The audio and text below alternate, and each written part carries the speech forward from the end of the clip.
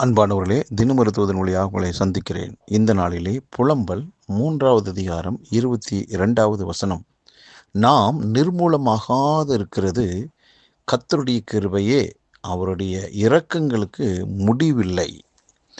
ஆம் பிரியமானவர்களே, இந்த வார்த்தையின்படி ஆண்டவர் சொல்லுகிற, ஆண்டவரை புரிந்து கொண்ட ஒரு விதம் எரேமியா தீர்க்கதரிசி இப்படி சொல்கிறார், அவருடைய இரக்கங்களுக்கு முடிவில்லை என்று.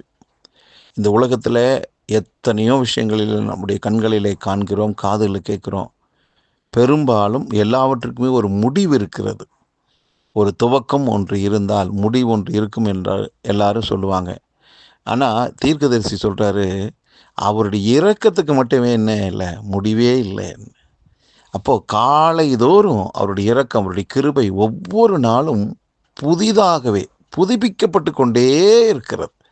ஒவ்வொரு நாளுக்கும் விடியுது காலையில், அதுக்குண்டான ஒரு கிருபையை கர்த்தர் வைத்திருக்கிறார். ஆகவே அந்த கிருபை எல்லாவற்றையுமே செய்வதற்கு நமக்கு போதுமானதாக இருக்கிறது. கிருபை என்பது தெரியும், ஆண்டவருடைய அளவிட முடியாத அன்பு தானே அந்த கிருபைக்கு பெயர்.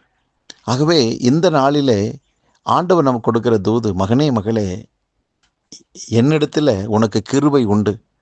அதாவது ஒவ்வொரு நாளுக்கும் தேவையான கிருபையை நான் உனக்கு அனுதினமும் கொடுத்துக்கிட்டே இருக்கிறேன். அது மட்டும் தீரவே தீராது. எவ்வளவு நாள் அள்ளி அள்ளி உனக்கு நான் கொடுத்தாலும் என்னிடத்தில் இருக்கிற அந்த ஈடு இணையற்ற அந்த கிருபை இரக்கத்துக்கு மட்டும் முடிவே இல்லை. ஆகவே இந்த கிருபை உன் வாழ்க்கையில் எல்லாவற்றையுமே சாதிக்கும். ஏன்னா உனக்கு தகுதி இல்லை, உன்னை தகுதிப்படுத்துவது கிருபை. உனக்கு திறமை இல்லை, அந்த திறமையை கொடுப்பது கிருபை. உனக்கு படிப்பே இல்லை, ஆனால் எல்லா விதமான மொழிகளையும் உன்னால் பேச முடியும், அது என்னுடைய கிருபை. இப்படி எவ்வளவுக்கு எவ்வளவு நெருக்கப்பட்டு போராடி கொண்டிருக்கிறாயோ அவற்றிலிருந்து விடுதலையை உன்னால் பெற முடியும். அது என் கிருபையினால் ஆகும் மகனே மகளே என்று ஆண்டவர் சொல்லுகிற நல்வார்த்தை இது.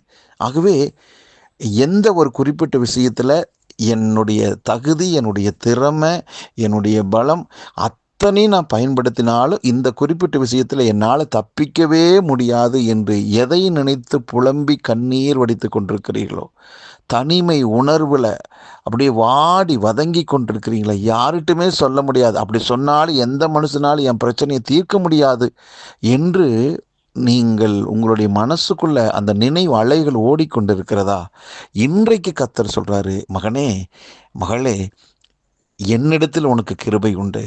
அந்த கிருபை அளவிட முடியாது, அதுக்கு முடிவே இல்லை. இன்னைக்கும் அந்த கிருபையை உனக்கு நான் தர்றேன். நீ அந்த விஷயத்தில் ஜெயிப்ப, அந்த விஷயத்தில் நீ வெற்றி அடைவ, அந்த விஷயத்தில் நீ பலன் அடைவ. எதையும் உன்னால் சாதிக்க முடியும். சோர்ந்து மட்டும் போகாத, என் வார்த்தையை நம்பு. மனுஷன் வார்த்தை இல்லை, அவன் நேரத்துக்கு நேரம் ஒன்று பேசுவான், மாறி மாறி பேசுவான். நான் மாறாதவர். என் வார்த்தை சொல்லுது, உன்னிடத்தில் நான் இரக்கம் வச்சிருக்கிறபடினால் நீ இந்த குறிப்பிட்ட விஷயத்தில் தப்பிச்சிருவ, நீ மேலே வந்துடுவ, சகலவற்றிலிருந்து நீ முற்றிலும் விடுதலையாகிருவ என்று தேவ சத்தம் இன்றைக்கு உங்களுக்கும் எனக்கும் துணிக்கிறது. இதை ஏற்றுக்கொள்ளுங்கள். அதிவிரைவில் கர்த்தருடைய கரம் உங்களை தூக்கி நிறுத்துவதை உலகம் பார்க்கும். ஆம் பிரியமானவர்களே, அவருடைய கிருபையை சார்ந்து நில்லுங்கள், அவருடைய அன்பை இரக்கத்தை சார்ந்து நில்லுங்க. நிச்சயமாக ஜெயிச்சிருவீங்க. உலகமே ஒரு பக்கம் உங்களுக்கு எதிராக நிற்கலாம், நீங்கள் மட்டும் கர்த்தருடைய கிருபையை, அவருடைய அன்பை இரக்கத்தை மட்டும் சார்ந்து தனி மனுஷனை நின்று பாருங்க. அவருடைய கிருபை உங்களுக்கு சப்போர்ட்டாக இருக்கும், துணையாக இருக்கும். நீங்கள் ஜெயிச்சிருவீங்க. நம்பிக்கையோடு இந்த நாளை தொடங்குங்கள். பரலோக பிதாவே, உம்முடைய குமாரனாகிய இயேசு கிறிஸ்துவை எங்களுக்காக அனுப்பி உம்முடைய பூரண கிருபையை வெளிப்படுத்தினீரப்பா. அந்த இயேசு கிறிஸ்துவின் ரத்தம் எங்களை சகல விதத்திலும் ஆண்டவரை கழுவி பரிசுத்தமாக்குச்சு. அளவற்ற அந்த கிருபைக்கு சொந்தக்காரனாய் ஆண்டவரை நாங்களும் மாறிவிட்டோம். அந்த கிருபையினால் எங்களால் நிற்க முடியும், ஓட முடியும், ஜெயிக்க முடியும். அப்படிப்பட்ட கிருபையின் பலத்தினால் இன்றைக்கும் நாங்கள் ஓடி ஜெயிக்க கர்த்தர் கிருபை பாராட்டியிருக்கிறீர். இதை கேட்டுக்கொண்டிருக்கிற ஒவ்வொருடைய வாழ்விலும் உடைய அளவற்ற கிருபை ஒவ்வொரு நாளும் புதிதாக்கப்பட்டு வெளிப்படுவதற்காக நன்றி.